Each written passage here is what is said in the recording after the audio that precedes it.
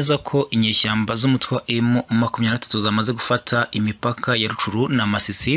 Ni mu mirwano yari imaze iminsi ihanganishije izi nyeshyamba z'umutwe wa M23 ndetse n'igisirikare cya Leta ya Kongo FARDC kiri gufatanya n'inyeshyamba za FDLR Mai Mai Nyatura, yewe bakaba bari gufatanya n'abacanshuro b'Abarusiya muri iyi minsi bazwi nka Wagner Group. Nubwo bagenje make, nubwo bagiye bagabanya umuvuduko bari baje bafite nyuma yo kubona ko umutwe wa M23 ufite imbaraga zitasanzwe zitigeze zibaho. Itsinda ry'inyeshyamba za M23 ryitwa Intare za Sarambwe cyangwa se Liodo Sarambwe riyoborwa na Colonel Kabundi ryamaze gutangaza ko imipaka ya Masisi na Rucuru ubu ngubu iri mu maboko yabo, kuko ngo abari bayifite bose bamaze guhunga urugamba. Iyi mipaka rero ngo yariyobowe n'abacanshuro bo mu Burusiya bazwi nka Wagner, nkuko nari maze kubikubwira, FDLR Mai Mai Nyatura hamwe na FARDC, ariko ubu ngubu bakaba bamaze guhunga imirwano, bakaba bavanyemo akarenge kabo bakaberekeje mu bindi bice bitari kuberamo imirwano kugira ngo babone amahoro. Iyi brigade niyo yafashe Rumangabo mu minsi yashize, ndavuga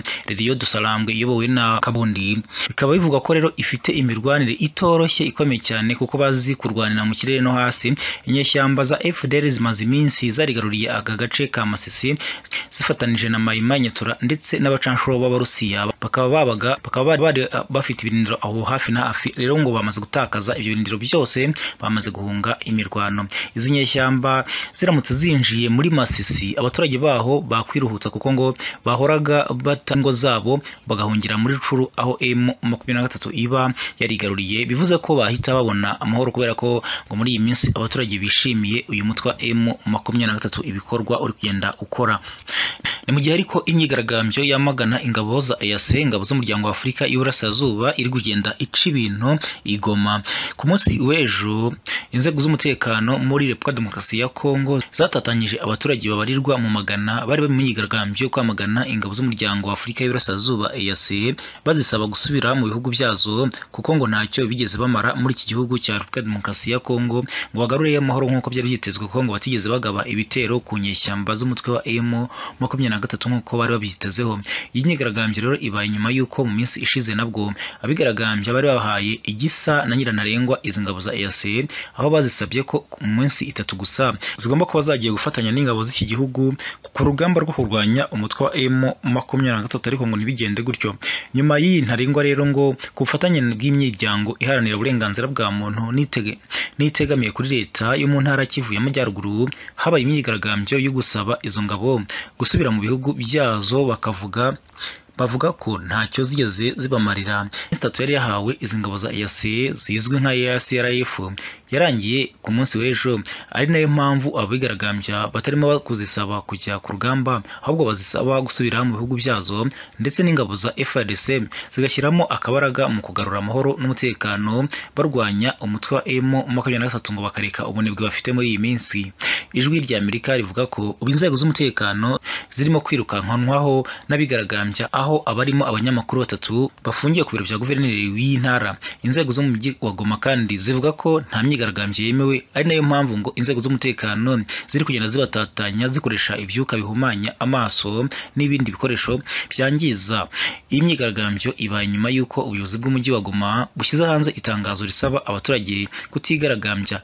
Ingabo za EAC zirimo iza Kenya, iz'u Burundi, Uganda n'ibindi bihugu bigize umuryango wa Afurika y'Iburasirazuba, usibye iz'u Rwanda zitemewe. Yakababaro iri kuvugwa ku muntu ukomeye cyane wari usanzwe wahoze ari vice perezida wa Repubulika Demokarasi ya Kongo. Kuri ubu ngubu ibintu bikaba bitifashe neza cyane kuri uyu munyapolitike wari usanzwe ukomeye. Kuri ubu rero amakuru amaze kutugeraho nuko ibintu ngo byaba bimeze nabi cyane mu gihe muri Repubulika Demokarasi ya Kongo. Ni inkuru nje kukuramburira mu kanya gato. Muri Repubulika Demokarasi ya Kongo ntabwo ibintu byoroshye ku banyapolitike cyangwa se abandi bantu bakomeye cyane, haba mu ngabo za Leta ya Kongo FARDC, yewe cyangwa se no mu banyapolitike bakomeye afite izina cyangwa se abo tuvuga ngo bavuga rikijyana mu myanya ikomeye, mu baminisitiri, mu badepite, mu basenateri, aho hose ari kugenda habamo impinduka zikomeye cyane muri iki gihe amatora y'umukuru w'igihugu yegereje, aho Perezida Felix Antoine Tshisekedi uri ku butegetsi azahatana n'abandi banyapolitike bakomakomeye barimo nk'uwitwa Moise Katumbi usanzwe nyine ari umunyapolitike ariko akaba afite n'agatubutse cyangwa se amafaranga menshi. Ni mu gihe kandi imirwano imirwano ikomeye cyane muri Repubulika Demokarasi ya Kongo, aho igisirikare cya leta FARDC gihanganye n'inyeshyamba z'umutwe wa M23, kuko abasesengura ibya politiki cyangwa se ibibera muri Kongo Kinshasa abenshi niho babihera bavuga ko Perezida Tshisekedi yaba afite ikikango, bivuga ko ariyo mpamvu yaba ari kugenda hindagura abayobozi mu myanya ya politiki, cyangwa se bamwe akagenda nabirukana ku butegetsi, kuko nyine mu minsi yashize yahinduye guverinoma hafi ya yose, abagize abaminisitiri hafi ya bose bagenda bahindurwa, hajyamo abandi bashya. Abenshi rero ngo kaba barakekwagaho ko bakorana n'inyeshyamba za M23 mu kumena amabanga y'igihugu cyangwa se mu gushaka guhirika ubutegetsi buriho bwa Perezida Felix Antoine Tshisekedi. Ni nako rero muri aka kanya hamaze kuvugwa inkuru mbi cyane ku wahoze ari vice perezida wa Repubulika Demokarasi ya Kongo, ariko wenda mbere yuko nkuramburira iyi nkuru nubwo ibabaje kuyivuga bisa naho bigoye, nyuma yuko guverinoma ya Repubulika Demokarasi ya Kongo ishyize hanze itangazo rishinja umutwe wa M23 kudashyira mu bikorwa imyanzuro yafatiwe i Rwanda. Uyu mutwe wavuze ko ahubwo Kongo ariyo ikomeje kurenga kuri iyo myanzuro. Itangazo ryashyizweho umukono na Minisitiri w'Intebe wungirije akaba na Minisitiri w'Ububanyi n'Amahanga Christophe Rutundura, ryasohotse ku munsi w'ejo, riravuga ko umutwe wa M23 ubeshya ko wavuye mu bice bya Kibumba na Rumangabo, ngo nyamara ukaba ukomeje kubigenzura.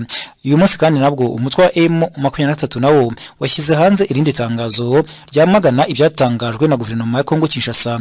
Iri tangazo rigaragaza ko uyu mutwe wa M23 warekuye mu buryo bwuzuye agace ka Kibumba ndetse n'ikigo cya gisirikare cya Rumangabo, kandi ko ibyabaye ku matariki ya 23 Ukuboza 2022 ndetse ko no ku ya 6 Mutarama 2023 nabwo byabaye. Namakuru rero ari kugenda atugeraho, ndagira ngo wenda mukanya nkubwire inkuru iri kuvugwa kuri uyu vice perezida wa Repubulika Demokarasi ya Kongo, ariko mbere ho nkubwire amakuru ari no kuvugwa kuri uyu mutwe wa M23. Uyu mutwe rero uvuga ko ahubwo guverinoma ya Kongo Kinshasa n'igisirikare cyayo bifatanyije n'imitwe irimo FDLR ngari bo bakomeje kurenga kuri iriya myanzuro ya Rwanda na Nairobi yasabaga ko habaho guhagarika imirwano, ahubwo hakubarizwa inzira y'ibigano kariyo yatanga amahoro n'ituze kurusha gukoresha umunwa w'imbunda nk'ibiri gukorwa muri iyi minsi. Iri tangazo ryashyizweho umukono n'umuvugizi wa M23 mu bya politike ni Lawrence Kanyuka, riragira riti guverinoma ya Kongo Kinshasa ifatanyije n'ubufatanye bwayo ntigeze bahagarika imirwano nk'uko byemejwe muri iyi nama. Ubwihuze bukomeje kugaba ibitero ku birindiro byacu binyuranye, kandi natwe ntabwo tuzicara ngo turebere abaturage bakomeze kwicwa. M23 yamaganye ibyatangajwe na guverinoma ya Kongo Kinshasa nyuma y'uko u Rwanda narwo rubyamaganye kuri uyu wa 19 Mutarama 2023, rugashyira hanze itangazo rivuga ko ibyatangajwe na Kongo Kinshasa bihabanye n'ukuri, kandi ko iki gihugu gikomeje kugaragaza ko kitifuza ihurizwa ry'imyanzuro yo gushaka amahoro. Guverinoma y'u Rwanda kandi yo yavuze ko ibikubiye muri iriya tangazo rya guverinoma ya Kongo Kinshasa ngo bigaragaza ko hari gutegurwa ibitero ku gihugu cy'u Rwanda. Wabaye vice perezida muri Kongo Kinshasa yahuye n'uruva gusenya ku kibuga cy'indege n'umunyapolitike Azarias Ruberwa wigeze kuba vice perezida wa Repubulika Demokarasi ya Kongo, yangiye kuva mu gihugu ubwo yarageze ku kibuga cy'indege asubizwa iwe igitaraganya.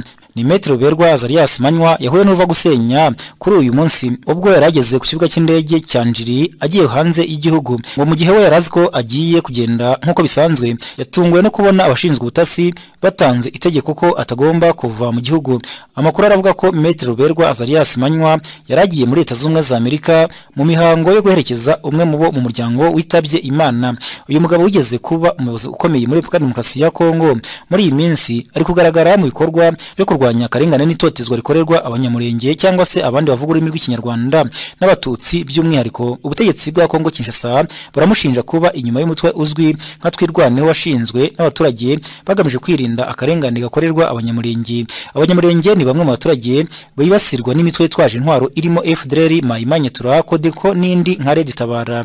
Azarias Ruberwa aherutse kwakirwa na ambasaderi w'Ubudage muri Repubulika Demokarasi ya Kongo Dr Olivier Sinakambag wamwijeje ubufasha. Ni igitendo cyangwa se igikorwa gikomeye inyeshyamba z'umutwe wa M23 ziri gukorera muri teritwari ya Rutshuru. Muri iyi minsi inyeshyamba za M23 ziri kugenda zihindagura ibyemezo ziba zafashe. Mu minsi yashize zarekuye igice cya Rumangabo, igice zarigaruriye zimaranye amezi hafi 5 zigisubiza ingabo z'umuryango wa Afurika y'Iburasirazuba EACRF, byari mu rwego rwo kubariza amasezerano cyangwa se ibyavuye mu myanzuro ya Rwanda na Nairobi mu biganiro byagiye bihuza abakuru w'ibihugu bagize umuryango wa Afrika y'Iburasirazuba EAC ndetse yewe no muri Kenya ho hanahuriyeyo imitwe y'inyeshyamba irwanira muri Repubulika Demokarasi ya Kongo mu mashyamba yaho harimo imitwe ibarizwa muri iki gihugu ndetse n'imitwe isanzwe ituruka hanze yo nubwo yo ititabiriye muri kiriya gihugu cya Kenya. Ubu rero haravugwa ko M23 nyuma yo kuba nyine yararekuye iki gice cya Kibumba ikaba yaranarekuye yewe n'igice cya Rumangabo cyari n'ikigo cya gisirikare ikabisubiza umuryango wa Afrika y'Iburasirazuba EAC kugira ngo ingabo zawo arizo zigenzura ibyo bice. Biravuga ko iri kugenda ihindagura ibyemezo uko bukeye nuko bwije kuko byavugwaga ko igiye guhagarika imirwano burundu yewe ikanareka ibice byose yafashe kugeza no ku gice cya Bunagana umujyi ukomeye cyane umujyi nyambukiranya mipaka imaranye igihe kirekire cyane yarawambuye igisirikare cya leta ya Kongo FARDC ubwo barwanaga kuva imirwano yakongera kubura ikarishye cyane muri 2021 kuva rero kugeza amagingo akaba yararushijeho kugenda imirwano ikomera cyane.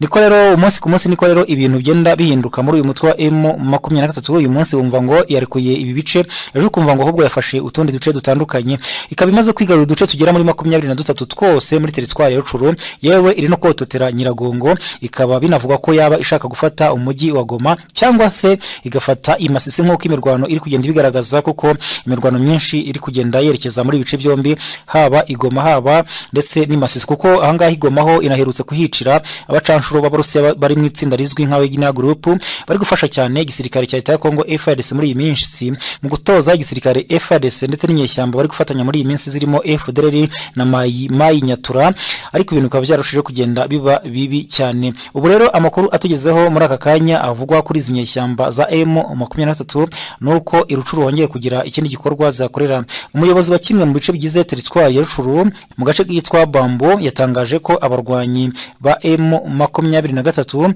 ngo bakajije ibirindiro byabo byegereye ahitwa Itongo, Murimbi, Kishishe, Bwiza, Mabenga, Rwindi no ku gasozi ka Nyundo muri Kibumba. Ibikorwa byo kukaza ibirindiro ngo byatangiye guhera kwa gatanu w'icyumweru gishize nkuko umunyamakuru wacu hatubereye witwa Bernard ndetse bikanemezwa na Radio Okapi y'umuryango w'abibumbye ikorera muri Repubulika Demokarasi ya Kongo babitangaza. Ubuyobozi bwo muri aka gace rero buvuga ko hari ibimenyetso by'uko uyu mutwe wa M23 waba uri kwitegura imirwano ikomeye cyane ushobora gutangira igihe cyo cyose bikabera muri intara ya Kivu y'Amajyaruguru bitewe nuko ngo imyitozo bari kwakorera idasanzwe. Na amakuru atugeraho avuga ko ubu ngubu imirwano ikomeye cyane ndetse mu myitozo bari gukora noneho bagaragaye bambaye imyambaro mishyashya itarigera ikoreshwa ku mirongo y'urugamba. Ababirebera muri iki gice rero baravuga ko abarwanyi ba M23 ngo bashaka gufunga umuhanda uhuza Goma na Sake ngo bagafata ahubwo ahitwa Somiki uyu kaba ari umurwa w'agace ka Kibirizi na Kicanga bagakomeza ngo bagafata ahitwa Kirorirwe bagakomereza mu bice bikungahaye ku mabuye y'agaciro by'ahitwa Rubaya. Ku rundi ruhande ariko ngo nta mirwano ikomeye iheruka muri kiriya gice cya Rucuru. Ingabo za Repubulika Demokarasi ya Kongo zo zitangaza ko kari agahenge ngo gashingiye kuyubahirizwa ry'amasezerano y'amahoro y'u Rwanda yabereye muri Angola nyine i Rwanda yarayobowe n'umuhuza Joao Lorenzo uyobora Angola wanashyizweho n'umuryango wa Afrika yunze ubumwe mu gukemura ibibazo byabaye karande mu burasirazuba bwa Kongo Kinshasa bihora bizurungutana bikaba urudaca umunsi ku munsi kumva byagiye bihinduka biba bibi cyane. Biravugwa rero mu gihe amasezerano ya Rwanda ari amwe mu miti yaciwe mu rwego rwo gushakira umutekano Repubulika Demokarasi ya Kongo nyamara y'amasezerano leta ya Kongo Kinshasa ikaba itarigeze iyaha agaciro ahubwo ikagaragaza ko ifite inyota y'intambara. Ubwo umuvugizi w'iki gihugu yatangazaga ko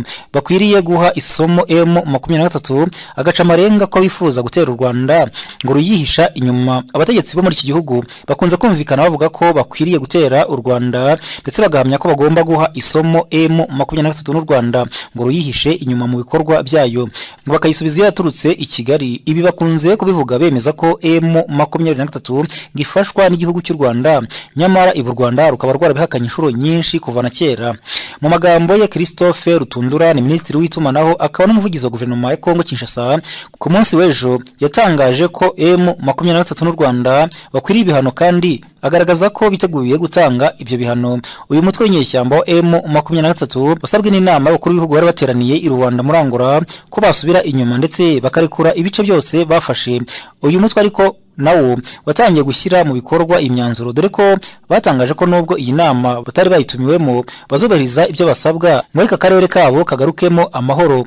Izi nyeshyamba za M23 zahereye ku kigo cya Rumangabo na Kibumba mu gutanga ibice bari barafashe babihereza ingabo z'umuryango wa Afrika y'Iburasirazuba EACRF nk'uko byari byumvikanyweho. ariko FARDC yo ngo yakomeje kugaba ibitero byayo kuri uyu mutwe, ibintu byagaragaje ko kugarura amahoro muri aka karere leta ya Kongo yo itabikozwa.